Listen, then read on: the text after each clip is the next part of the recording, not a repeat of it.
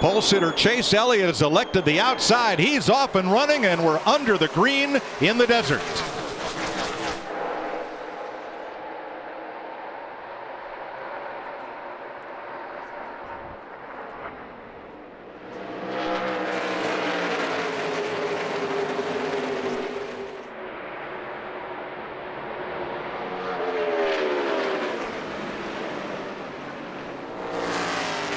Lap 1 to Elliott as Harvick had to look up high. Yeah, I think that traction compound is going to play a big role in the lane choice. Already Kevin Harvick was the first one to do it in qualifying, show the rest of these guys where the grip is. Now he showed maybe a little bit too much of his hand in turns 3 and 4. Chase Elliott going up to that traction compound.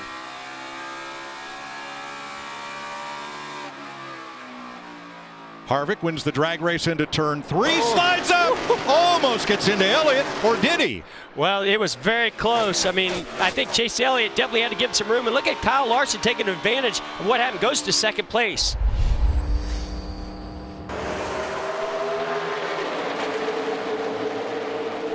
Look at him fan out. What's that? I don't even know what to call that, Mike. Was that 7 wide?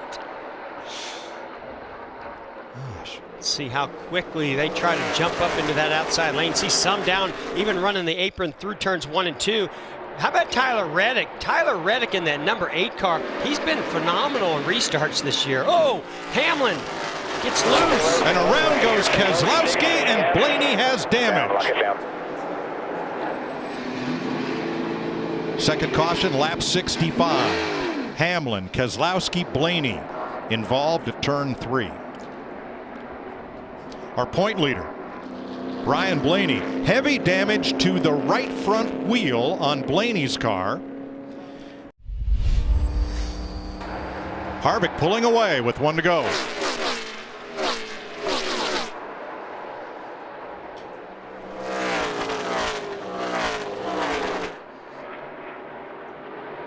Set your mark, should be good.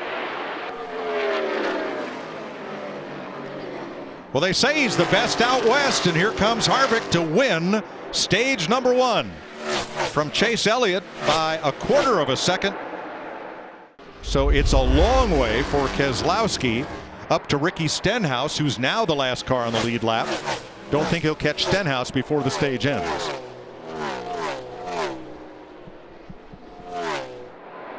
And you think that Brad Keselowski's not aware of this? He knows what a threat Chase Elliott is for this race if he gets back on the lead lap. Not that you want to be a bad guy, it's just you're a competitor. And if one of your competitors has had an issue, you want to keep them down as long as possible. 3 laps to go in stage 2. Keselowski, Harvick, Truex, Cole Custer, and Jimmy Johnson fighting over the final stage point. Logano 7th, Bowyer 8th. And there is 10th and 11th. Yeah, credit to Cole Custer.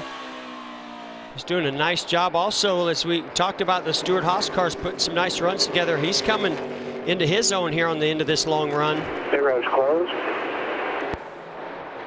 10 lead changes among 4 drivers. Chase Elliott with 92 laps led, highest in that category.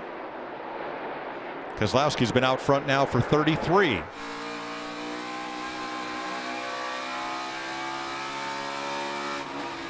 Oh. Caution is out for the 51. Garrett Smithley. Nice work all day, Garrett Smithley. Nice work, buddy.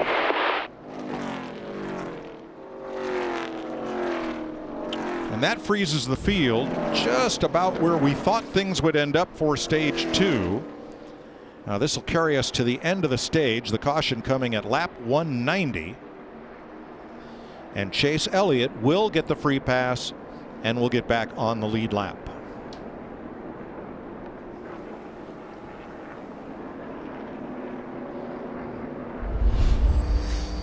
And we're back under green side by side for the lead.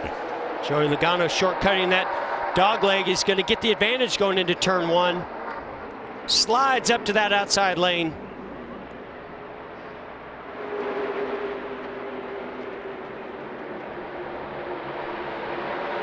Keselowski now with a shot at second.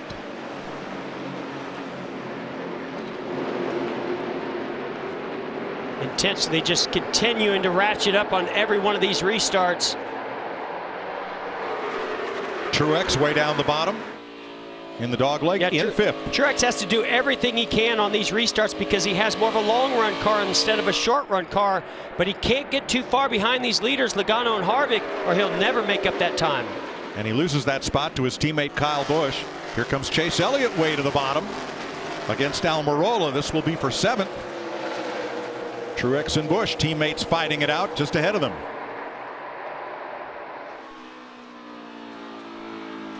Riding on board here with Kyle Larson, searching for some grip in that high lane, dives to the bottom, uses the apron off of turn 2.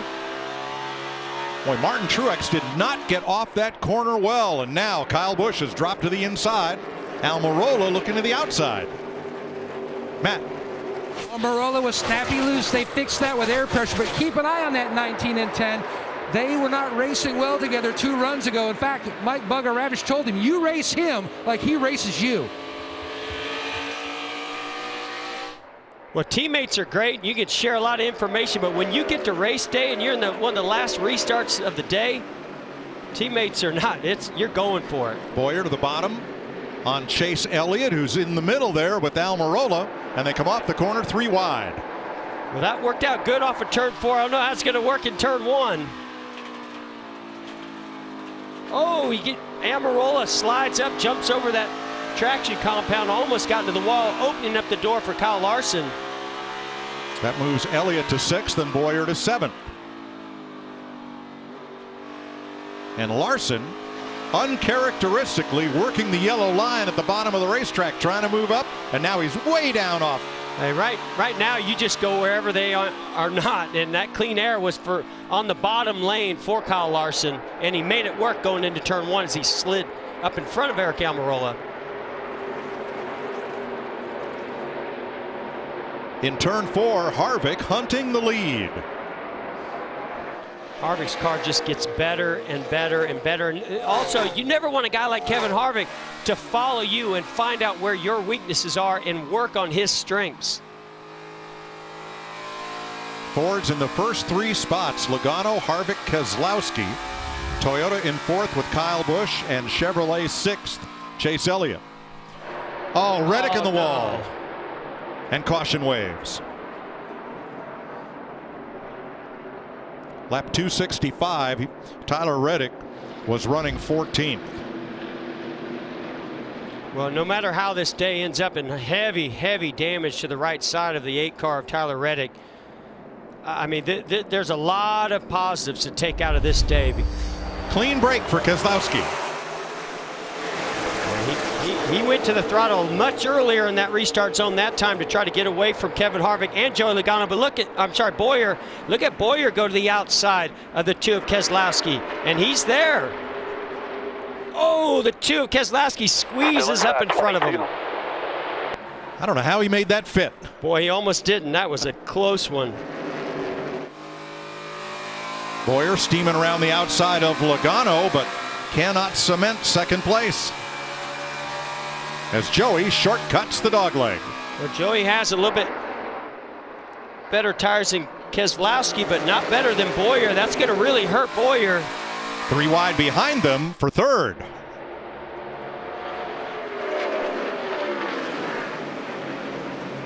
Harvick slides up in front of Bowyer, leaving the bottom for Kyle Busch. A little bit of contact there. You see a little smoke out of the 14 of Clint Bowyer on that left rear.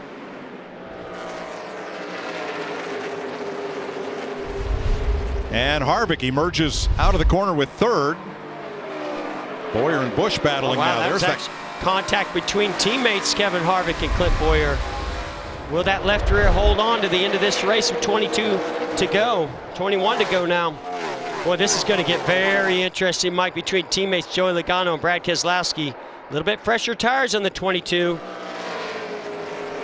By half, out by 3/4.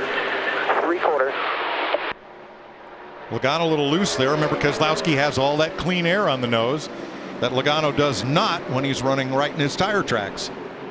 And Brad just trying to guess which lane is Joey Logano behind him going to choose. If Joey's going to go to the bottom, he wants to be at the bottom. See Joey turn off that traction compound, get side by side with our leader. Little contact between these two. Boy, Joey sails it into turn 3. Boy, didn't he, Mike? And slide job up the racetrack to take the lead. And if Joey was looking in his rearview mirror, he had to know the 4-car Kevin Harvick was also coming fast. He had to make that move right there.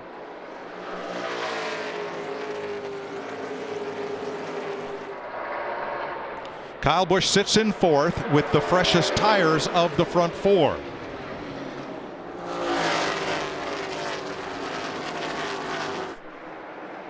But Larry, how many laps before this whole tire situation pretty much equalizes among these drivers? Yeah, I was just looking. Joey Logano has 6-lap fresher tires than Brad Keselowski. So, I just think Brad's tires are going to continue to go away here. Yeah, Harvick and Logano, they're kind of on the same strategy, but don't take your eye off that 18 car back there, Kyle Busch. He has the freshest of everybody. Don't take your eye off the 4 Kevin Harvick as he just moved the 2 of Brad Keselowski out of the way and brought Kyle Busch right along with him. That battle for 3rd has allowed Logano and Harvick to scoot away from Keselowski and Kyle Busch by 2.5. Yeah, I was really anxious to see if Kyle Busch could get ahead of Keselowski. I mean, he's not been spectacular today, talking about Kyle Busch, but with those fresher tires, I thought he could get up there and make this an interesting battle with these front 2. It seems to me like since Kevin Harvick's gotten into the 2nd position, he started driving maybe a little bit harder, and we're starting to see the 22 of Logano pull away just by a few hundredths of a second each lap.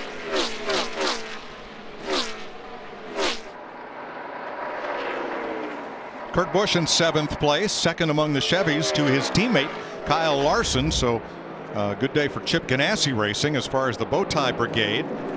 He's had a pretty quiet race. Had that one restart recently where his younger brother got way down on the apron in the dogleg, and they almost had a coming together at turn 1, but it all sorted out. Oh man, these two, Chase Elliott, Eric Almirola, tight quarters there going through the dogleg. It actually pushed the 9 of Chase Elliott down on the apron, and back in stepped out. Elliott with the fresher tires of those 2. He is 8th with the other Hendrick cars. Bowman 10th, Johnson 11th, and Byron 15th, all on the lead lap. Matt DiBenedetto started the day running in the top 5. Oh, Ross Chastain just past start finish. Has a spin at the dogleg. Caution flag with 9 laps to go.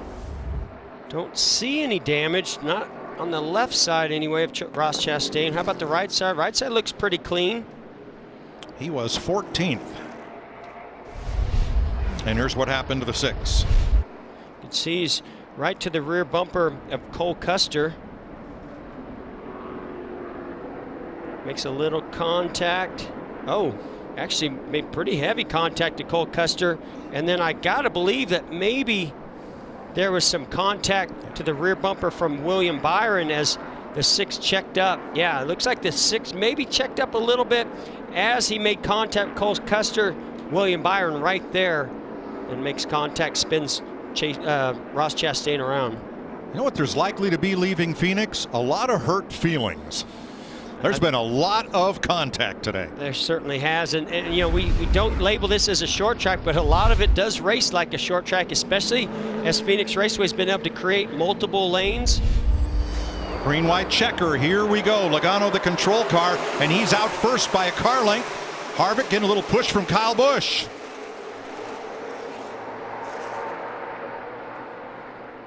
Saw Logano checked up really early, gave the outside to the 4 of Kevin Harvick coming, and Larson to the inside.